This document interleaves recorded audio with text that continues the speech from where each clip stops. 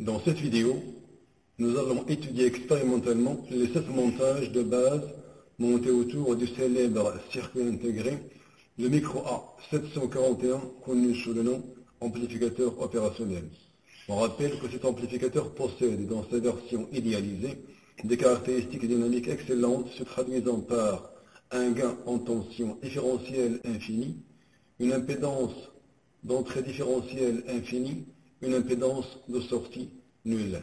On rappelle qu'un amplificateur opérationnel est un circuit intégré actif. Son fonctionnement nécessite donc une alimentation.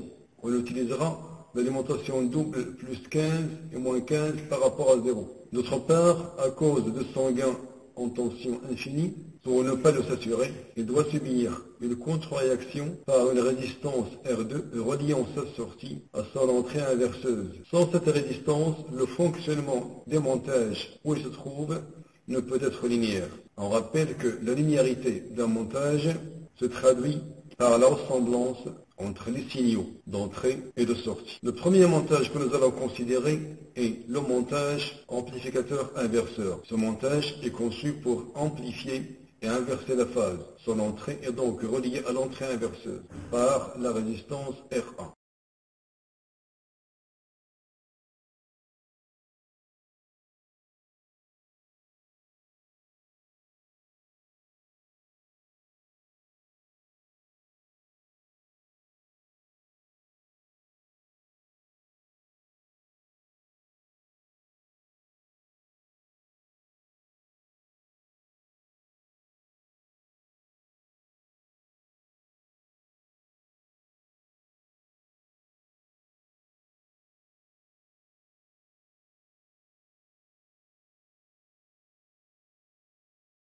Ainsi, pour un signal d'entrée sinusoïdale d'amplitude 1 V et de fréquence 1 kHz, le signal de sortie est aussi sinusoïdal, de même fréquence, mais d'amplitude 10 V et de phase inversée. Conclusion, sur les signaux visualisés simultanément, on vérifie le fonctionnement linéaire et l'amplification avec inversion de la phase, ce qui confirme l'expression théorique qui régit le fonctionnement du montage amplificateur inverseur. Deuxièmement, le montage amplificateur non inverseur. Ce montage est conçu pour amplifier sans inverser la phase. Son entrée est directement reliée à l'entrée non inverseuse.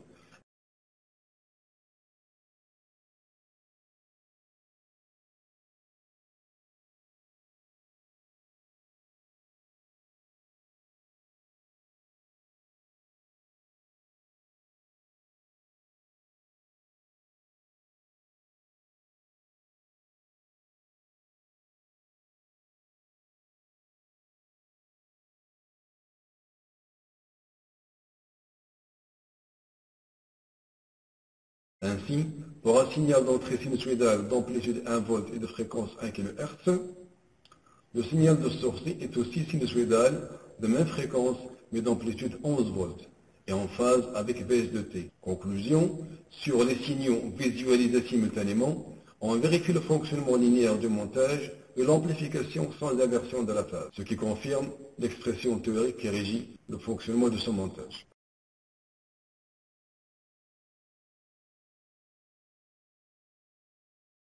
Troisièmement, le montage suiveur.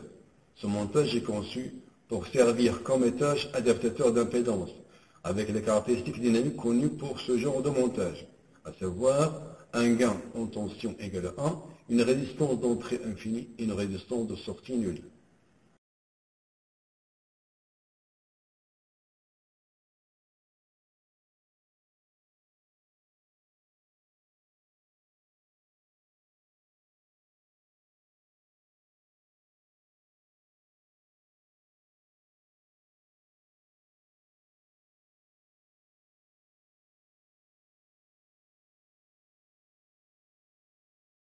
Ainsi, pour un signal d'entrée sinusoïdale d'amplitude 1 V et de fréquence 1 kHz, le signal de sortie est aussi sinusoïdal de même fréquence et de même amplitude.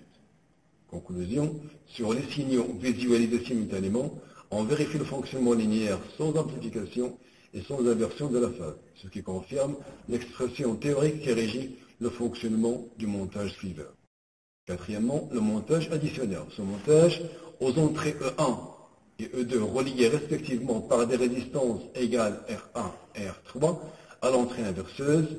Ce montage est conçu pour additionner les signaux V1 de T et V2 de T appliqués sur ces entrées.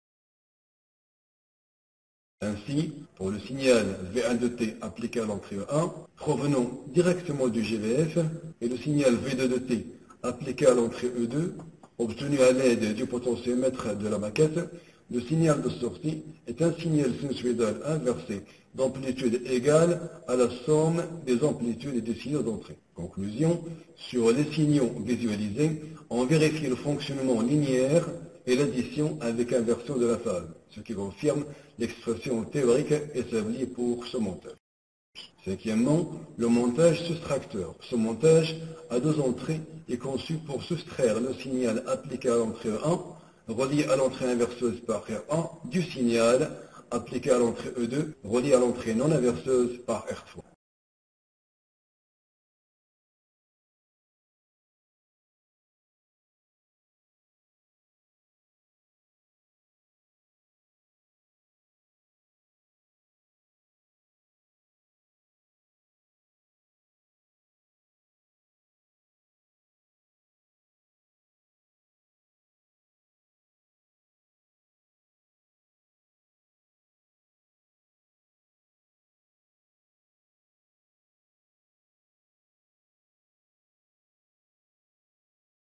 Ainsi, pour le signal V1 de T appliqué à l'entrée 1, provenant directement du GBF, et le signal V2 de T appliqué à l'entrée E2, obtenu à l'aide du potentiomètre de la maquette, le signal de sortie est un signal sinusoïdal inversé d'amplitude égale à la différence des amplitudes des signaux d'entrée. Conclusion, sur les signaux visualisés, on vérifie le fonctionnement linéaire et la soustraction avec inversion de la phase, ce qui confirme l'expression théorique établie pour ce montage. Sixièmement, le montage filtre passe-haut. Ce montage est conçu pour amplifier les signaux haute fréquence et atténuer les signaux basse fréquence.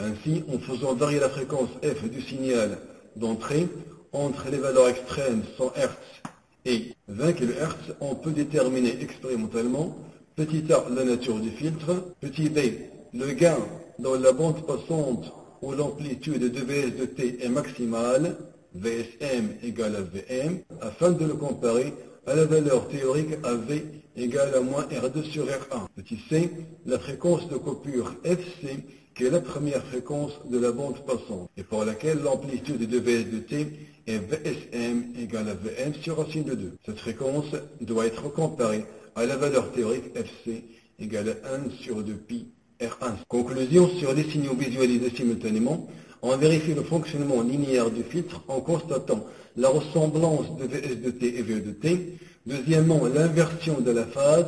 Troisièmement, l'amplification des signaux de fréquence f supérieure à fc et l'atténuation des signaux de fréquence f inférieure à fc. Ces observations confirment l'expression théorique de la fonction de transfert établie pour son montage, en posant oméga 0 égale à 1 sur R1. Septièmement, le montage filtre passe-bas.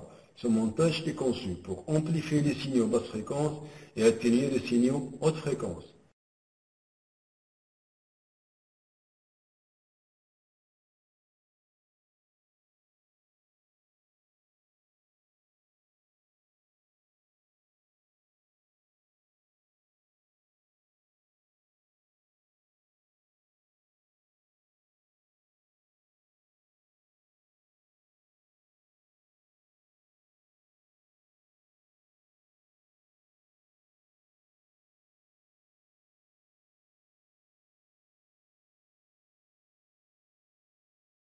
Ainsi, en faisant varier la fréquence f du signal d'entrée entre les valeurs extrêmes 100 Hz et 20 kHz, on peut déterminer expérimentalement petit a, la nature du filtre, petit b, le gain dans la bande passante où l'amplitude de Vs de t est la plus grande, Vsm égale à Vm. Ce gain doit être comparé à la valeur théorique AV égale à moins R2 sur R1. Petit c, la fréquence de coupure Fc qui, pour un filtre passe-bas, est la dernière fréquence de la bande passante et pour laquelle l'amplitude de Vs de t est Vsm égale à Vm sur racine de 2.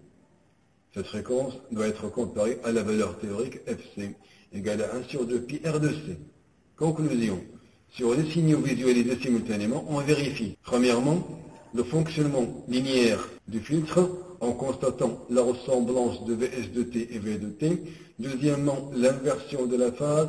Troisièmement, l'amplification des signaux de fréquence F inférieure à Fc et l'atténuation des signaux de fréquence F supérieure à Fc. Ces observations confirment l'expression théorique de la fonction de transfert établie pour son montage, en posant ω0 égale à 1 sur R de C.